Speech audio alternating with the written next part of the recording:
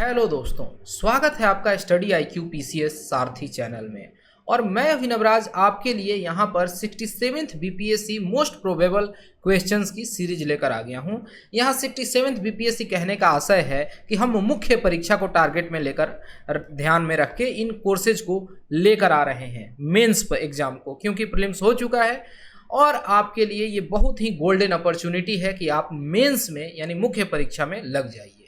यहाँ पर हम शुरू किए हैं जीएस पेपर 1 से और अभी तक हमने उसमें जो आर्ट एंड कल्चर का सेक्शन है उसे देखा, यानी कि पाल कला को हमने देखा, मौर्य कला को देखा, पटना कलम को देखा।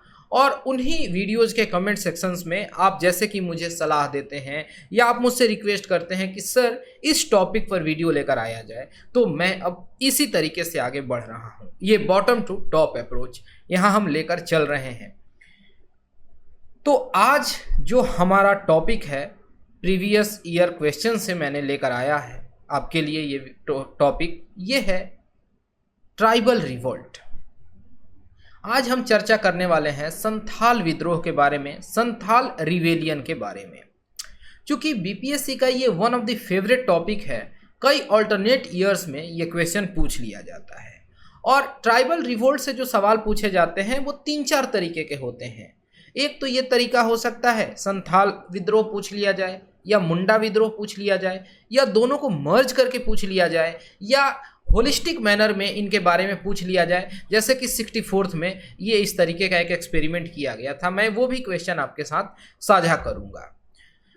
आगे बढ़ते हैं, लेकिन उससे पहले मैं आपको बता देना चाहता हूं कि अगर आप मुझसे पर्सनली कनेक्ट होना चाहते हैं तो टेलीग्राम ऐप पर आप अभिनव_sir_BPSC लिख के आप मुझसे जुड़ सकते हैं। और वहां पर अगर आपके मन में कोई दुविधा है, कोई संकोच है, तो बेहिचक आप वहां पर पूछ सकते हैं। मैं ये भी कहता हूं कि अगर आप इन क्वेश्चंस को अटेम्प्ट कर रहे हैं, लिखने का कोशिश कर रहे हैं, तो लिख के आप वहाँ पर भेज दीजिए और मैं उन क्वेश्चंस के आंसर्स को पढ़ूंगा, इवेलुएट करूंगा और मैं उसमें जो कुछ रिस्पॉन्ड करना चाहिए पॉजिटिव निगेटिव, वो मैं आपको फीडबैक भी दे दूंगा।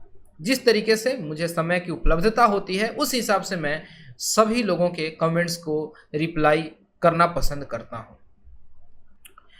एक काफ़ी चर्चित अफ्रीकन प्रोवर्ब है, अफ्रीका में ये बहुत समय से यूज होता हुआ आ रहा है। कहा जाता है, until the lion learns how to write every story will glorify the hunter. आशय ये है कि जब तक शेर लिखना पढ़ना नहीं जान जाते हैं तो शिकारी जो है ना, उनकी ही वीर गाथाएं लिखी जाएंगी। हर एक कहानी जो है वो शिकारी को ही ग्लोरीफाई करेगा, उसको ही बताएगा कि वो कितना बहादुर हुआ करता था। अब आपका ध्यान चला गया होगा कि मैं किसे शेर कह रहा हूं और किसे शिकारी कह रहा हूं। जी हाँ, आपने बिल्कुल सही समझा है। यहाँ पर जो इंडिया के इंडिजिनस लोग थे, जो ट्राइबल और हिली एरियाज में टफ टेरेन में रह रहे थे, अपने कल्चर को लेके, अपनी विरासत को लेकर जो काफ़ी ज़्यादा संवेदनशील थे, अगर उनके क्षेत्र में अंग्रेज घुसते हैं बंदूक के सहारे और धुरतई के साथ अंदर आते हैं उस क्षेत्र में, वहाँ के लोगों को टॉर्चर करते हैं, वहाँ के लोगों के साथ अच्छे से पेश नहीं आते हैं, उनकी जो ऑटोनॉमी है उसको तहस नहस कर देते हैं, और जब वो लोग इसका विरोध करते हैं तो उन पर हैवी हैंडेड एटीट्यूड गवर्नमेंट के द्वारा दिखाया जाता है। तो क्या ये प्रोवर्ब सटीक नहीं बैठता है? लेकिन बात यह है कि वो कितने महान थे, वो कितने कुशल योद्धा थे, ये तो लिखा ही नहीं गया ना, तो हमें सही बात कहाँ से मालूम चलेगी? हम तो वो नजरिया ही देखते हैं जो अंग्रेज के इतिहासकारों ने लिखा है। यहाँ पर जब बाद में सब ऑल्टर्न हिस्ट्री लिखा जाने लगा, तब एक पहलू निकल के आता है कि अच्छा, हमारा देखने का ये भी एक एस्पेक्ट हो सकता था कि बिरसा मुंडा और उनके साथी कैसा सोचते होंगे। तो ये इस तरीके से इतिहास को देखना एक बड़ा ही अच्छा और रोचक पहलू रहेगा। तो देखिए, इस तरीके की राइटिंग जो है आज़ादी के बाद के भारत में लिखी जाने लगी। और जैसे आप ये देख पा रहे हैं, यहाँ पर लिखा हुआ है सबऑल्टर्न स्टडीज। सबऑल्टर्न जो ये शब्द है, इसका मतलब होता है एक ऐसे पदाधिकारी को सबऑर्डिनेट कहते हैं जो कि below the rank of captain होता है, सेकंड लेफ्टिनेंट वगैरह। लेकिन ये और भी कई टर्म्स की तरफ यूज होता है, जैसे कि एडजेक्टिव में लोअर स्टेटस के लिए यूज किया जाता है, ठीक है, यानी कि लोअर स्ट्रेटा के लिए। तो इतिहास जो है आप देखिए, जैसे हम हिस्ट्री पढ़ते हैं तो हम राजा अशोक को जानते हैं, चंद्रगुप्त मौर्य को जानते हैं, समुद्रगुप्त को जानते हैं, पाल में जानते हैं कि ये गोपाल थे, धर्मपाल थे, लेकिन ये तो नहीं जानते हैं कि वहाँ पर कोई किसान हुआ करता था, उस किसान का क्या नज़रिया था राजा की तरफ। ऐसा तो इतिहास हम नहीं देखते हैं। तो हमेशा इतिहास जो है हमने देखा है टॉप टू बॉटम अप्रोच में, लेकिन यहाँ पर सबऑर्डिनेट का मतलब होता है कि आपका जो देखने का नज़रिया है वो बॉटम टू टॉप हो। तो जब आप Santhal rebellion, Munda rebellion, tribal rebellion, peasant revolts पर आंसर लिख रहे होंगे तो वहाँ अगर इस तरीके से सबऑर्डिनेट का यूज करेंगे तो उससे आपके आंसर को एक नया डायमेंशन मिलेगा। ये पता चलेगा कि आप काफ़ी सोच समझ के चीज़ों को एनालाइज करके लिख रहे हैं। तो देखिए, जो नॉर्मल ट्रेंड रहा है वो है कन्वेंशनल टॉप टू बॉटम, और यहाँ पर सबऑर्डिनेट जो है वो बॉटम टू टॉप अप्रोच है। जैसा कि इस वीडियो के शुरू में ही मैंने कहा था कि यहाँ पर हम उन टॉपिक्स को आपके सामने लेकर आ रहे हैं जो आप कमेंट सेक्शन में हमें कह रहे हैं। हम अपने चॉइस से सब कुछ डिलीवर कर सकते हैं, लेकिन यहाँ पर हम बॉटम टू टॉप अप्रोच को लेकर चल रहे हैं, ठीक है। तो ये सबऑर्डिनेट अप्रोच कहलाएगा ना, बस उसी तरीके से, ठीक।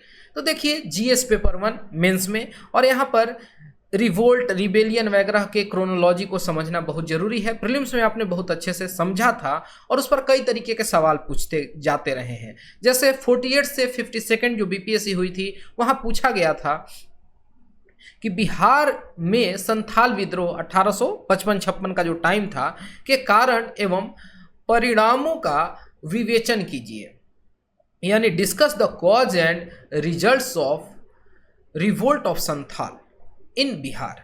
इसी तरीके से 53वीं से 55वीं में सवाल पूछा गया, discuss the cause and results of revolt of Santhal in Bihar, ठीक। और कभी क्या पूछा जाता है 56वीं से 59वीं में, discuss the main causes of Santhal uprising, what were its consequences, यानी कि संथाल विद्रोह के मुख्य कारणों का विवरण दीजिए, उनके क्या प्रमुख प्रभाव थे ये भी आपको बताने हैं। 63वीं बीपीएससी में पूछा गया, evaluate the cause and results of revolt of Santhal 1855-56, हर बार ये कहा जाता है। इसी तरीके से 64वीं में एक नया एक्सपेरिमेंट किया गया और कह दिया गया, examine the characteristics of tribal protest in the 19th century with suitable examples, give reasons for their failure. देखिए, यहाँ पर आपसे फेलियर के कारण भी पूछे जा रहे हैं। ये नहीं भी पूछे जाए तो आपको जरूर दर्शाना है, लेकिन यहाँ पर कितने अच्छे से कहा गया कि उपयुक्त उदाहरण सहित 19वीं सदी के जनजातीय प्रतिरोध की विशेषताओं की समीक्षा कीजिए, उनकी असफलता के कारण भी बताइए। आप समझ रहे हैं कि अगर आप सही ढंग से चीज़ों को एनालाइज करेंगे तो ये होल इंडिया के पर्सपेक्टिव में लिख सकते हैं, ठीक है। वहाँ पर आप जगत बंधु का भी जिक्र कर सकते हैं।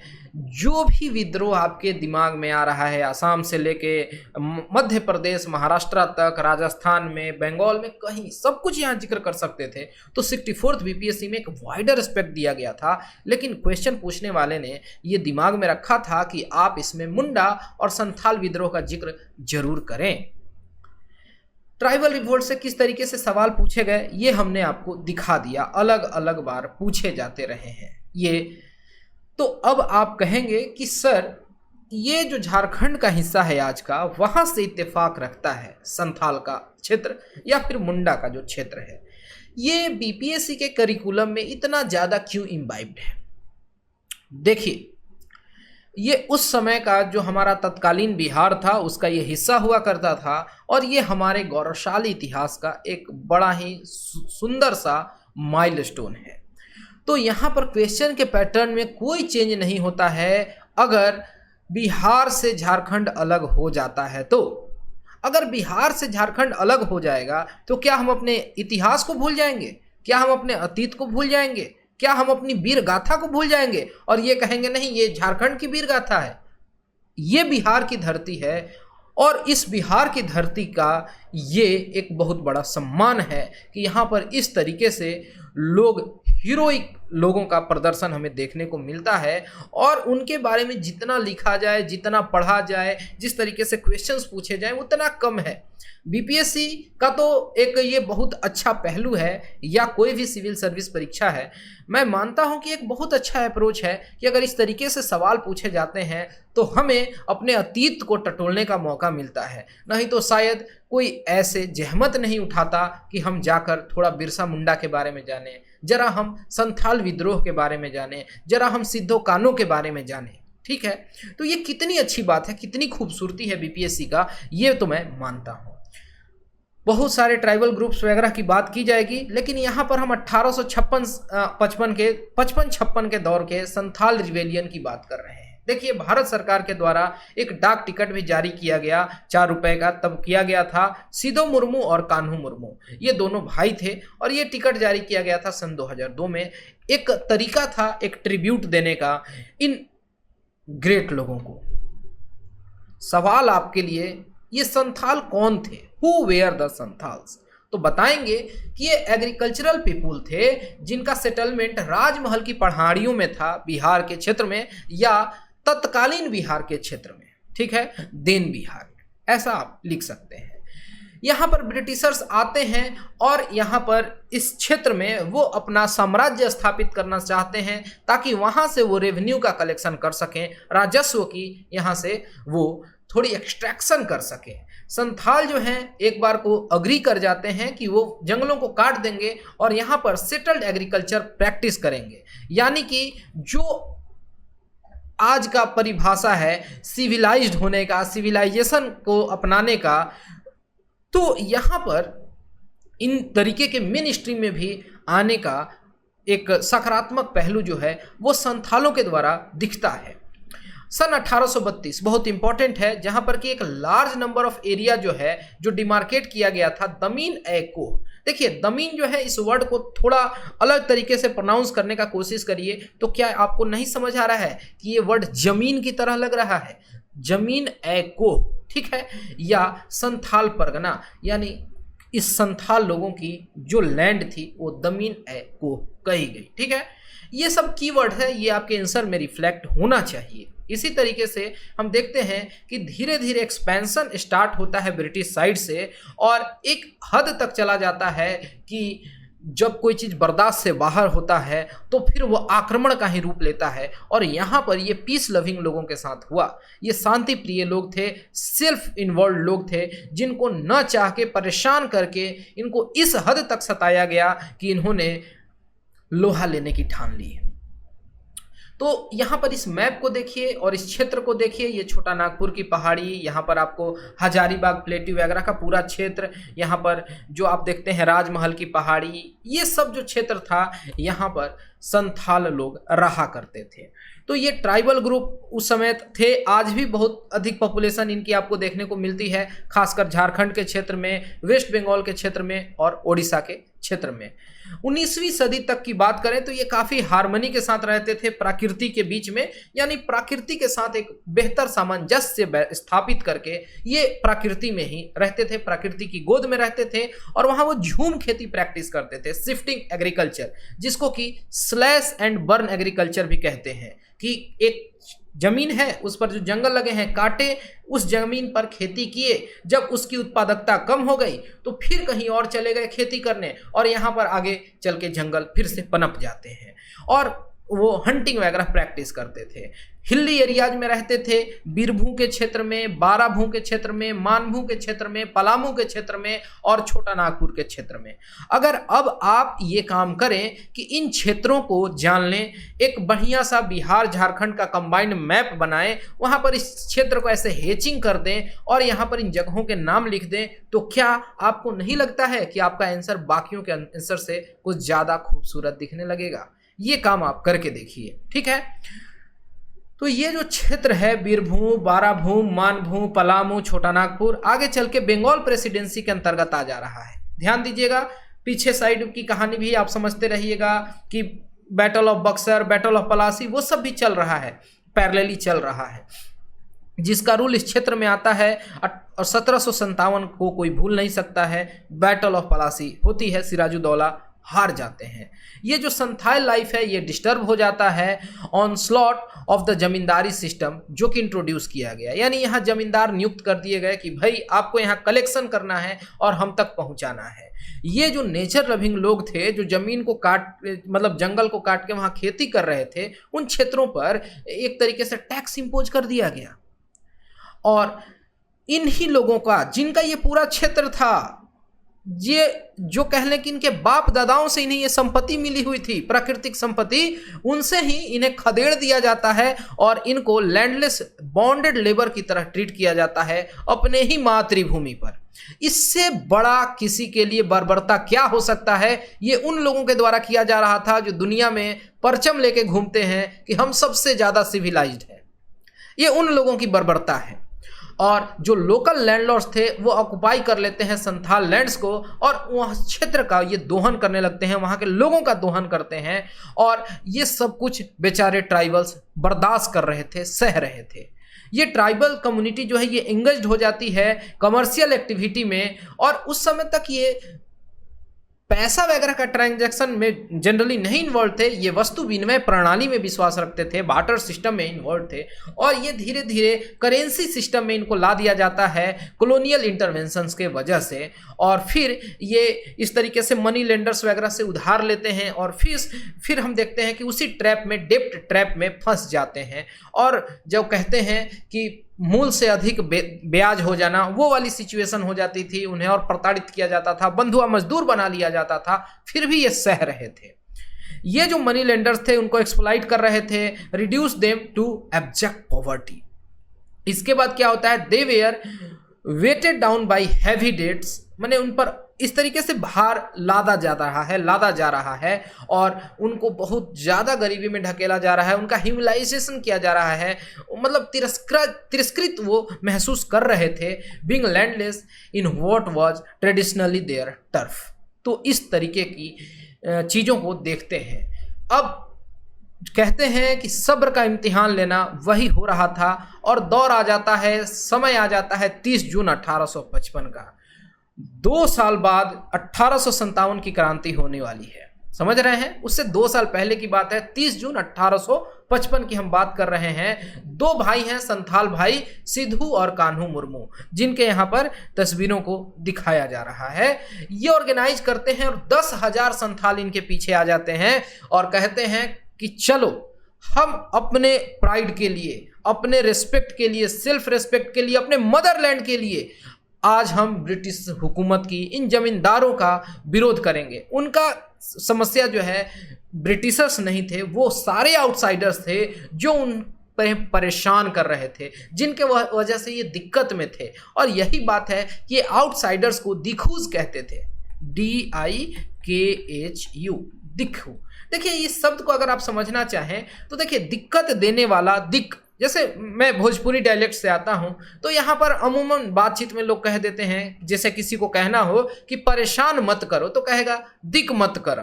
तो ये दिक वर्ड जो है ये लगता है कि परेशान करने से बना हुआ है और यही वर्ड जो है वो दिखूस यानी परेशान करने वाले आउटसाइडर को ये दिखूस कह रहे थे, ठीक है। और यहाँ पर proclaimed rebellion against the British, या कह लें आउटसाइडर्स या दिखूस जो कह लें। ये जो ट्राइबल हैं ये एक कसम खाते हैं कि ये खदेड़ के मानेंगे जो भी ब्रिटिशर्स हैं उनको अपने होमलैंड से, मदरलैंड से। और ये जो मुर्मू ब्रदर्स हैं इनकी बहनें हैं 2, उनका भी बहुत बड़ा रोल है। एक है फूलो और एक है झानो।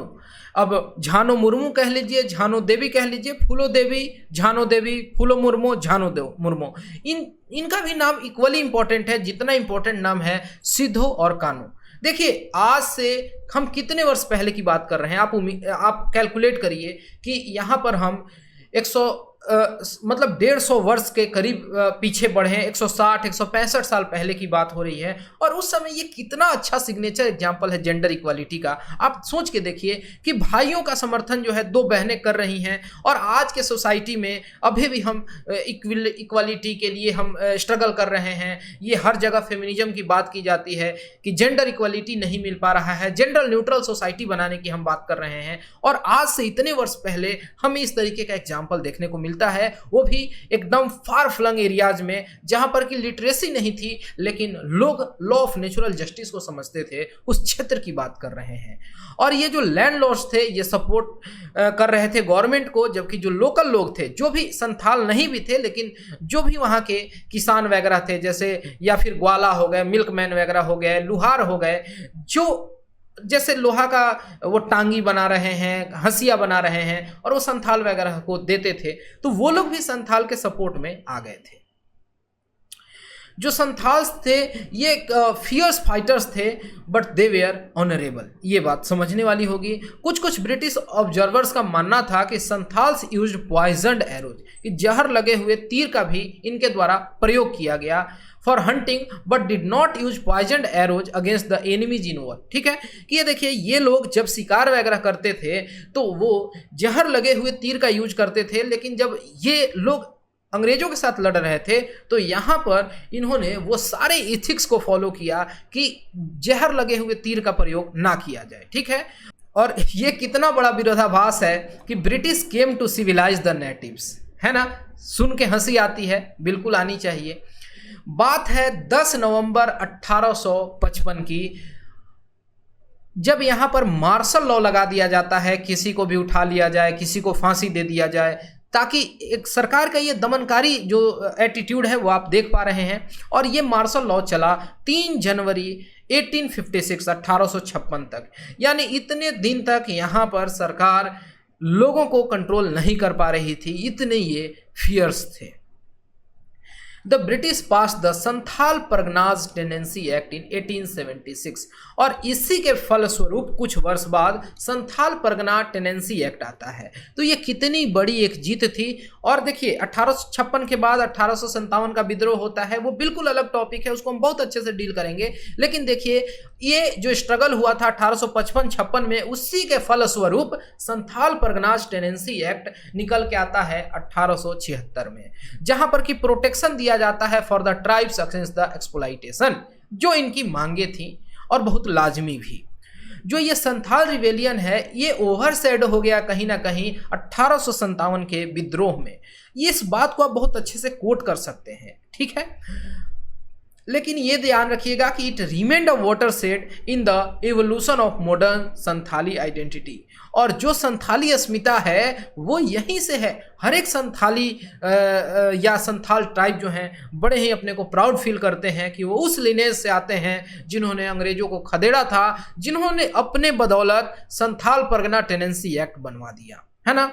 और यही बात होती है कि आगे चल के आज़ादी के बाद के भारत में सन 2000 में एक अलग राज्य का निर्माण होता है, झारखंड। ओके, संथाल रिवेलियन और जो अपराइजिंग्स होती है संथाल की, इस कहानी को आप बहुत अच्छे से कोट कर सकते हैं। यहाँ क्या कारण थे ये सब कुछ आप बता सकते हैं, किस तरीके से इन्हें परेशान किया गया। बाद में रेलवे लाइन वगैरह जो है वो बिछाया गया, इन्हीं के द्वारा जंगलों को कटवाया गया और इन क्षेत्रों से इन्हें खदेड़ दिया गया। साथ ही साथ हम ये भी देखते हैं कई इंस्टेंस ऐसे मिले हैं कि जहाँ पर संथाल महिलाओं पर बदसलूकी से अंग्रेजी हुकूमत के द्वारा पेश आया गया, उनके साथ अमानवीय व्यवहार किए गए, जिसका गुस्सा जो है संथाल रिवेलियन के रूप में निकल के आता है, ठीक है। और हम क्या देखते हैं कि जो जमींदार थे, जो मनी लेंडर्स थे, जो यूरोपियंस थे, जो ब्रिटिश गवर्नमेंट के ऑफिशियल्स थे, ये लैंड टैक्स को बढ़ाते जा रहे थे, फार्मर्स को एक्सप्लॉइट कर रहे थे। यही वजह थी कि आजू बाजू के भी जो फार्मर्स थे वो संथाल को कहीं ना कहीं सपोर्ट कर रहे थे। और धीरे धीरे प्रेशर बनता जा रहा था। और संथाल व्यक्ति जो थे ये लोग गोरिल्ला वॉरफेयर टैक्टिक्स को जानते थे। वही टैक्टिस है जो कि छत्रपति शिवाजी महाराज के द्वारा भी कभी यूज किया गया था। ये हम देखते हैं कि बिहार में इस तरीके का ये नया एक अकरेंस था। फिर ये गोरिल्ला वॉरफेयर वगैरह जब हम आज़ाद दस्ता पढ़ेंगे और 1942 भारत छोड़ो आंदोलन, जयप्रकाश आंदोलन जी का जिक्र होगा, वहां पे वापस से इसका जिक्र आएगा। ठीक है, तो ये Santhal form their own आर्मीज composed of peasant marching against their officers. तो इस बात को बता सकते हैं, इस बात को मैंने बना ही दिया।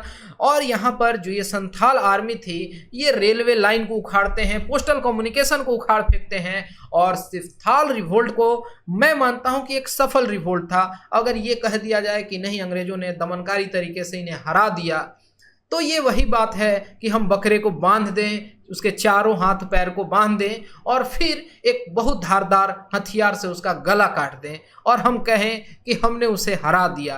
तो ये कहीं से भी न्याय संगत और तर्क संगत प्रतीत नहीं होता है। ठीक है, इस बात को आप बहुत अच्छे से लिख सकते हैं। तो देखिए, आंसर लिखने के ट्रेंड को आप समझिए। यहाँ पर आप ट्राइबल रिवोल्ट के बारे में बताएंगे, संथाल रिवोल्ट हो गया, या फिर हम जब आगे चर्चा करेंगे बिरसा रिवोल्ट वगैरह के बारे में। तो इस तरीके के अब यहाँ पर क्वेश्चन जो आपका आएगा उसमें आप इंट्रोडक्शन दे देंगे, जैसे सबॉल्टन वगैरह से या किसी प्रोवर्ब से जो मैंने आपको बताया, संथाली अस्मिता वगैरह की बात करते हुए, या ये करते हुए कि अगर आप बात को ठान लो और अगर आप उसके लिए दृढ़ निश्चयी हैं तो जरूरी नहीं है कि उसका आउटकम उसी समय नजर आए। हो सकता है कुछ वर्ष बाद या सदियों वर्ष बाद ये निकल के आएगा और उस समय भी लोग उस घटना को याद करके प्राउड फील करेंगे। ये बहुत ज़्यादा जरूरी है। तो ट्राइबल रिवोल्ट वगैरह पर सवाल आए तो उसके क्या कारण रहे हैं, उसके क्या रिजल्ट्स रहे हैं, उससे हमें क्या सीख मिलती है और उसके सक्सेस को आपको इवेल्युएट करना है। और ये आपको एक भारतीय होने के तौर पर करना है। एक इसमें वो एंगल आना चाहिए, उस समय के सिचुएशन को समझिए, वॉर इथिक्स को फॉलो किया गया है, इस बात पर बहुत ज़्यादा आपका फोकस होना चाहिए। और इस आंसर पर मैं आपका ध्यान आकर्षित करूंगा, इस पर हम लोग चर्चा करेंगे। लेकिन उससे पहले यहाँ पर इस ग्रेट पर्सनालिटी को देखिए। आप पहचान पा रहे हैं कौन है ये? जी हाँ, ये है कार्ल मार्क्स, दुनिया के one of the greatest thinkers. और देखिए इन्होंने किस तरीके से बात करी है संथाल विद्रोह के बारे में। आप समझ सकते हैं, ये व्यक्ति उस समय संथाल विद्रोह पर लिख रहे हैं। ये कितनी बड़ी जीत है संथाल विद्रोह की, या उस समय जो लोग भी दुनिया में कहीं भी क्रांति कर रहे थे उनके लिए ये कितनी बड़ी जीत है कि एक छोटे से सेटलमेंट के लोग जो कि तीर कमान लेके खड़े हैं बम बारूद गोला के सामने, और वो जब स्ट्रगल करते हैं तो उनके स्ट्रगल को कार्ल मार्क्स ने कोट किया है। इस बात को अगर आप अपने आंसर में लिखेंगे तो आपके आंसर को एक अलग ही एंगल देगा। इन्होंने कहा कि outbreak of Santhal, a half savage tribe in the Rajmahal hills in the Bengal, put down after 7 months guerrilla warfare in February 1856. It was the wish of the Santhals to demand for self-governance through insurgency, which made the British so apprehensive that to prevent it spread to other peasant groups, they quashed it in such horrifying ways. ये बताते हैं कि किस तरीके से Britishers डर गए थे और ये नहीं चाहते थे कि इस तरीके का जनजाति या किसान विद्रोह इंडिया के किसी और पैकेट में हो, और यही कारण था कि इतने दमनकारी तरीके से, इतने ब्रूटल तरीके से संथालों पर पेश आया गया इन अंग्रेजों के द्वारा। However, the other peasant groups did take part in the rebellion by providing food, milk and help them carve weapons. ये वही गोल्ड स्मिथ वगैरह, सॉरी आयरन स्मिथ की बात हो रही है, पीजेंट्स की बात हो रही है, मिल्कमैन की बात हो रही है। It was this collective strength that scared the nationalists and orientalists. ठीक है, तो ये ब्रिटिशर्स के कंटेक्स्ट में ये बात कही जा रही है। Hence they use the word legend or myth to describe indigenous revolts. ठीक है, इस बात को आप बहुत अच्छे से पोर्ट्रे कर सकते हैं। मेरा तो यही मानना है कि यहाँ से भी कुछ लोग इंट्रो स्टार्ट कर सकते हैं अगर किसी भी तरीके का ट्राइबल या पीजेंट रिवोल्ट वगैरह रिबेलियन पर आंसर लिखने को आता है कि ये कितनी बड़ी जीत है कि कार्ल मार्क्स के द्वारा इस तरीके का कोटेशन दिया जा रहा है। तो यहाँ से भी आप स्टार्ट कर सकते हैं। ओके तो अब मैं आपको जरा आंसर पार्ट पर लाता हूं। अगर मान लेते हैं सपोज इस तरीके से क्वेश्चन आता है कि the Santhal rebellion was the first strong reaction against British rule in India, discuss करिए। तो इस बात को आप कैसे बता सकते हैं? तो थोड़ा बहुत देखिए, अब जो बाद के मतलब इतिहास लिखे गए उसमें पाइका रिबेलियन वगैरह पर भी बहुत ज़्यादा फोकस किया गया, और होना भी चाहिए क्योंकि उससे पहले का है ये, ठीक है। और पाइका रिबेलियन को कई बार कहा जा रहा है कि वो फर्स्ट फ्रीडम स्ट्रगल है, ऑब्वियसली। लेकिन इस तरीके से अगर सवाल आया हुआ है कि the Santhal rebellion was the first strong reaction against British rule in India, तो इसको आप कैसे लिखेंगे?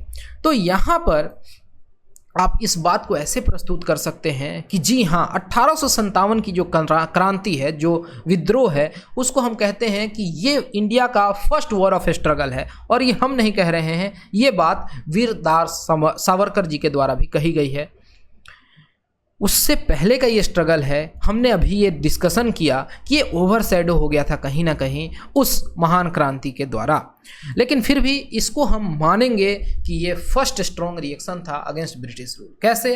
तो हम बात कर सकते हैं with the Inception of new type of historical study, जैसा कि मैंने सबाल्टर्न वगैरह का जिक्र कर दिया। और यहाँ पर मैं बैकग्राउंड में बता दूंगा कि जब ब्रिटिशर्स नहीं आए थे तो छोटा नागपुर के जो लोग हैं वो किन क्षेत्रों में रहते थे, किस तरीके की वो लाइफ स्टाइल और एग्रीकल्चर को प्रैक्टिस कर रहे थे, किस तरीके का उनका थॉट प्रोसेस था, आगे चल के क्या होता है। यहाँ पे उन दो भाइयों का, उनके सिस्टर्स का आप जिक्र कर सकते हैं, और किस तरीके से उन्हें ब्रूटली गिरा दिया जाता है, तो ये सब कुछ बता सकते हैं।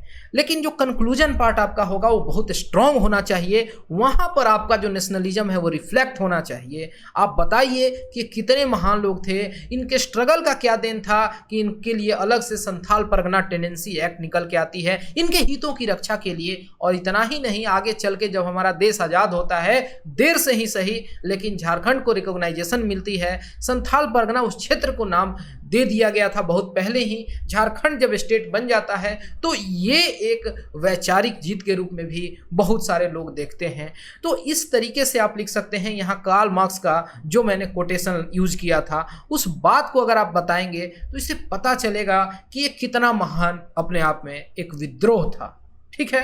वैसे तो जब हम बात करते हैं और जब हम आंसर्स वगैरह पर आएंगे महात्मा गांधी के रेन में, तो हम चंपारण सत्याग्रह, भारत छोड़ो आंदोलन वगैरह की बात करेंगे, quit India movement, non cooperation movements वगैरह की बात करेंगे, खिलाफत आंदोलन की बात करेंगे, इंडिविजुअल सत्याग्रह की बात करेंगे। वहाँ पर हम सत्य और अहिंसा की बात करेंगे, और अहिंसा जो है वो बेस्ट पाथ है। लेकिन आप ये नहीं कह सकते हैं कि हर वॉर जो है वो अहिंसा से ही जीती गई है और अहिंसा वाला जो वॉर है वही सही साबित हुआ है। यहाँ पर बहुत सारे संथालों ने अपने प्राण को गंवाया था, और ये जो संथाल की भूमि है इनके खूनों से ये सनी हुई धरती है। ऐसा नहीं है कि खून इनका नहीं बहा है, इनका बहुत खून बहा है, और इन्होंने अपनी इच्छा शक्ति को दिखाया। सिद्धो और कान्हो भाई, उस समय आप उस वक्त को इमेजिन करिए जब सोशल मीडिया नहीं है, ये लोग पढ़े लिखे नहीं हैं, दूर संचार का साधन नहीं है, ये लिखना नहीं जानते हैं, टेलीग्राम टेलीग्राफ कुछ नहीं है। और उस समय उस हिली रिमोट टेरेन में अगर कोई व्यक्ति या दो भाई मिलके 10,000 की भीड़ को इकट्ठा कर देते हैं तो आप इसको कितना असाधारण बात मानते हैं, ये जरा एक बार सोच लीजिएगा इस आंसर को लिखने से पहले। और इसके बाद एक बढ़िया सा आंसर लिखिए, आप आंसर को लिखिए, मुझे वो टेलीग्राम पर आंसर भेज दीजिए ताकि मैं उसका रिव्यू कर सकूं और बता सकूं कि आपने इस आंसर को किस तरीके से लिखा है, इसमें क्या कुछ वैल्यू एडिशन वगैरह किया जा सकता है, क्या अधिक है क्या कम है, सब कुछ मैं कोशिश करूंगा कि मैं आपके आंसर को जांच के आप तक पहुंचा सकूं। तो मैं उम्मीद करता हूं कि इस स्पेसिफिक वीडियो से आप लाभान्वित हुए होंगे। अगर हुए हैं तो do let me know in comment section. और अगर आपको लगता है कि एक नया टॉपिक आप मुझे सजेस्ट कर सकते हैं जिस पर मैं आपके लिए वीडियो लेकर आऊं, तो वो भी आप मुझे ज़रूर बताइए। इससे फ़ायदा ये होगा कि आप जो चाह रहे हैं हम उसी ट्रेंड पर आगे बढ़ रहे हैं, हमें तो सारे टॉपिक्स कवर करने हैं। और आप धीरे धीरे अपना नोट्स बनाते जाइए या आंसर लिखते जाइए। मैंने यही कहा है कि आंसर जब भी लिखिए आपका आंसर 20-21 मिनट में लिखा जाना चाहिए, एकदम टाइमर के साथ लिखिए। सेल्फ डिसिप्लिन बहुत जरूरी है इस एग्जाम को क्लियर करने के लिए, या कुछ भी करना है जीवन में तो अपने साथ ऑनेस्टी और सेल्फ डिसिप्लिन का होना बहुत ज़्यादा जरूरी है। इस पर हम आगे भी बात करेंगे, स्ट्रेटेजी वगैरह पर बातें होती रहेंगी, लेकिन ये ज़्यादा ज़रूरी है कि समय बहुत क्रूशियल है, सही ढंग से यूटिलाइज किया जाए। और अगला टॉपिक जो होगा, मैं मानता हूँ कि अब मुंडा रिबेलियन का चर्चा किया जाएगा, इसके बाद ही हम आगे बढ़ेंगे। तो फिलहाल इस वीडियो में इतना ही। Thanks for watching and all the best for your upcoming exams.